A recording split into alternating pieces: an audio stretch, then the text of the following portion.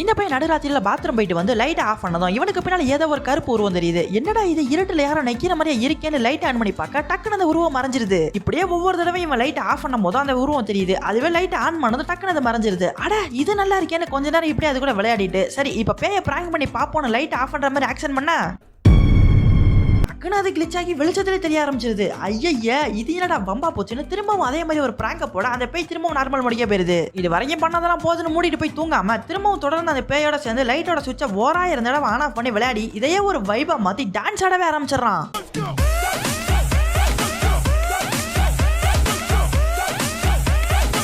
இப்போ திடீர்னு இந்த பயலுக்கு தலையிலே ஒரு அடி விழுகுது. யாரா இவன் அடிச்சது பேயான்னு கேட்டீங்கன்னா இவன் அடிச்சது பேய் இல்ல, இந்த பயலை பெத்த தாய். ஏன்டா சனியை முடிச்சவன உங்க அப்பா என்ன பெரிய அம்பானியா? நீ பாட்டுக்கு இந்த கருப்பு கரகத்தோட சேர்ந்துக்கிட்டு வீட்டுல உள்ள சுவிட்சை பூரா உடச்சு விட்டீங்கன்னா அதெல்லாம் எவன்டா சரி பண்ணுவான்னு இவனையும் நம்ம டான்சிங் சார் பேயவும் கிளி கிளின்னு கிழிச்சு தொங்க விட்டுறாங்க.